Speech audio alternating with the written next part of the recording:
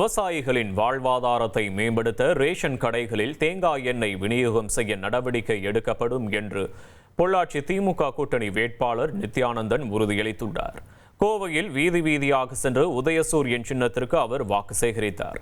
அப்போது ஆரத்தி எடுத்து அவருக்கு உற்சாக வரவேற்பளிக்கப்பட்டது.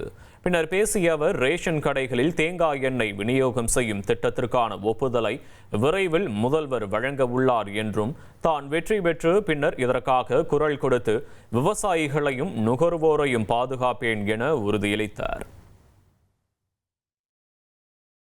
விவசாயிகளின் கோரிக்கையான ரேஷன் கடைகளில் தேங்காய் எண்ணெய் விநியோகப்படுத்த வேண்டும், கொடுக்க வேண்டும் என்ற கோரிக்கையை விவசாயிகளும் வரவேற்றிருக்கின்றார்கள்.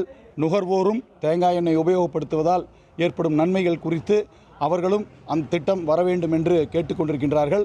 நம் முதல்வர் இதற்கான ஒப்புதலை விரைவில் வழங்குவார். நம்முடைய ஆட்சி மீண்டும் அமைந்தவுடன் கண்டிப்பாக பொள்ளாச்சி சட்டமன்ற உறுப்பினர் என்ற முறையில் நானும் அதற்கான குரல் கொடுத்து விவசாயிகளையும் நுகர்வோரையும் பாதுகாக்கக்கூடிய பணிகளை நாம் செய்வோம். இனி செல்லும் இடமெல்லாம் செய்தி. தந்தி டிவியின் வாட்ஸ்அப் சேனலை ஃபாலோ பண்ணினா செல்ல இருக்கும் இடமெல்லாம் செய்தி. இதோ QR கோட் இப்பவே ஸ்கேன் பண்ணுங்க, ஃபாலோ பண்ணுங்க.